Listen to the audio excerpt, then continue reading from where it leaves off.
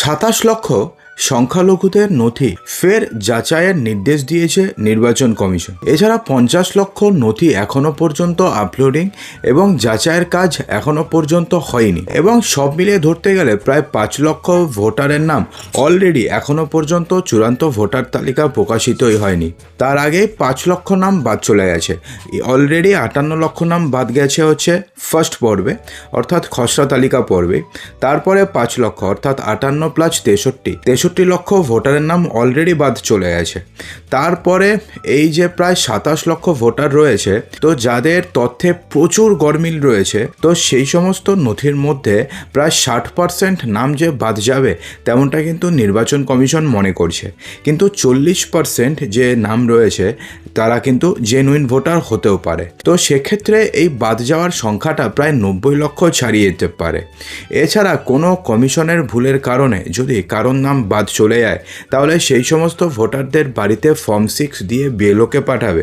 বিএলওরা form 6 পূরণ করবে, তাদের সাথে আবার 2002-এর লিঙ্ক দেখা হবে। যদি তাদের সাথে 2002-এর লিঙ্ক খুঁজে পাওয়া যায়, তাহলে তাদের নাম আবার আপডেটেড চূড়ান্ত ভোটার তালিকাতে উঠে যাবে। অর্থাৎ সব মিলিয়ে ধরতে গেলে এখন পশ্চিমবঙ্গে এসআইআর যে পর্যায়ে চলেছে, সেই পর্যায়ে 28 তারিখে খুব সম্ভবত চূড়ান্ত ভোটার তালিকা প্রকাশিত হওয়ার সম্ভাবনাটা খুবই ক্ষীণ। তো এখন কি হয়েছে, কিসের জন্য এরকম কিছু হলো, চলুন বিস্তারিত জেনে নিন। এসআইআরের শুনানি শেষ। আগামী 28 তারিখ চূড়ান্ত ভোটার তালিকা প্রকাশিত হওয়ার কথা রয়েছে। তাতে কত নাম বাদ যাবে এ নিয়ে শুরু হয়েছে চূড়ান্ত তরজা। এই পরিস্থিতিতে শোনা যাচ্ছে যে 27 লক্ষের নথি ফের যাচাই করতে বলছেন পর্যবেক্ষকরা। এমনই খবর সূত্রে আরও 50 লক্ষ ভোটারের ভাগ্য এখনও পর্যন্ত ইআরওদের হাতে। কমিশনের চাওয়া তথ্য না আসায় অমীমাংসিত রয়েছে 50 লক্ষের ভাগ্য।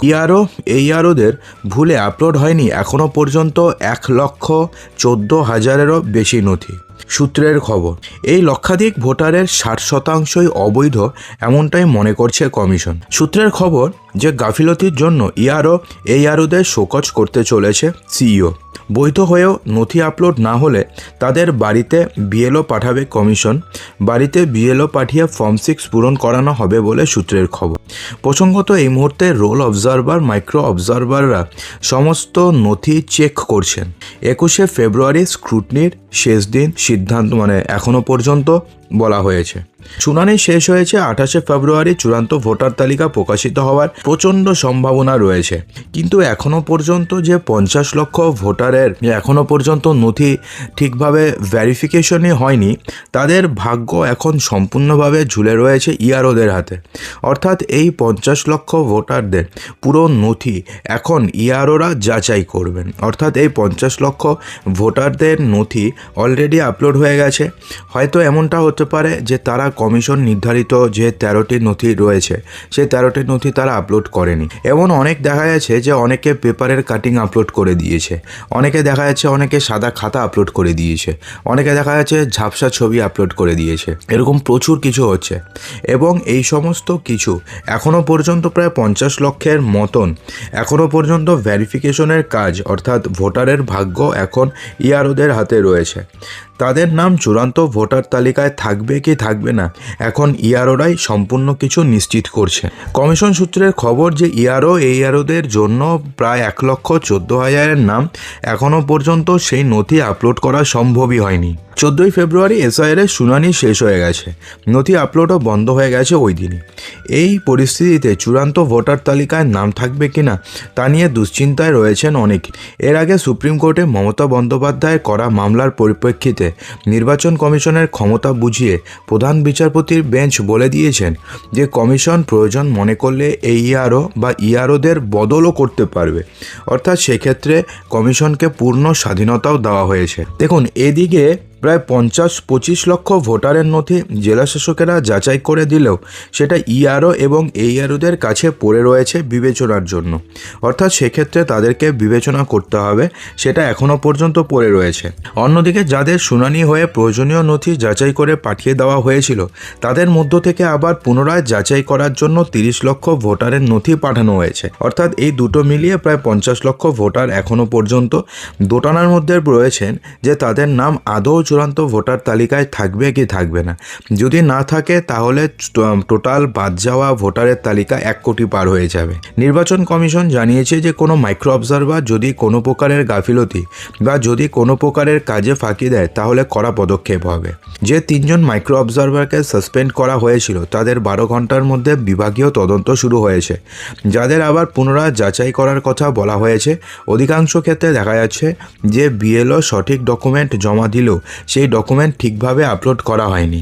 এসআইয়ের প্রক্রিয়ায় এখনও পর্যন্ত 4,40,970 জন অবৈধ ভোটারের হদিশ এখনও পর্যন্ত পাওয়া গেছে। তবে এই সংখ্যা আরও বাড়বে বলে মনে করছে নির্বাচন কমিশন। আগামী 48 ঘন্টার মধ্যে এই প্রক্রিয়া কিভাবে শেষ হবে তা নিয়ে সংশয় মুখ্য নির্বাচনী আধিকারিকের দফতর। প্রসঙ্গত, কমিশনের টাইমলাইন অনুযায়ী 21 তারিখের মধ্যে সমস্ত অভিযোগের নিষ্পত্তি করতে হবে। এরপরে 28 তারিখ চূড়ান্ত ভোটার তালিকা প্রকাশ করা হবে। তাহলে কি আবার সময়সীমা বাড়ানো হবে? আপাতত জেলাশাসকদের কাজে গতি আনার নির্দেশ ফের রাজ্যের মুখ্য নির্বাচনী আধিকারিকের দফতর দিয়েছে।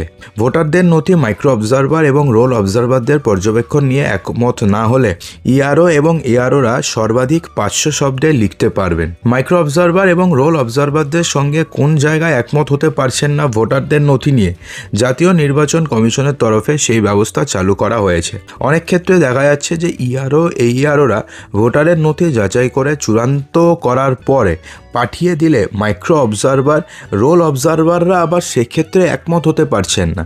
অর্থাৎ ইআরও এইআরওরা ফরওয়ার্ড করে দিচ্ছেন, কিন্তু রোল অবজারভার মাইক্রো অবজারভার তাদের মনে হচ্ছে যে কোনো প্রকারের গণ্ডগোল রয়েছে, তারা আবার সেটিকে পাঠিয়ে দিচ্ছেন। এক্ষেত্রে সেই নথি ফেরত পাঠিয়ে দেওয়া হচ্ছে।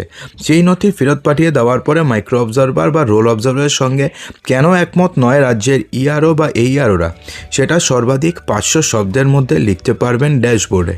অভিযোগ নিষ্পত্তি দ্রুত করতেই এমন ব্যবস্থা চালু করল জাতীয় নির্বাচন কমিশন। এক্ষেত্রে মনোজ কুমার আগরওয়াল জানিয়েছেন, যদি অভিযোগ নিষ্পত্তি শেষ না হয়, যদি কাজ শেষ না হয়, আগে তো এইআরও ইআরও জেলাশাসকরা বলুক কাজ শেষ হয়ে আছে, সময়ের মধ্যে কাজ শেষ না হলে সময়সীমা আরও বাড়ানো হবে। অর্থাৎ সেক্ষেত্রে পশ্চিমবঙ্গের এসআইআর যে আদৌ কবে শেষ হবে, শেষ আদৌ হবে কি হবে না, সেটা নিয়ে কিন্তু এখন বিরাট একটা প্রশ্নচিহ্ন হয়ে গেছে।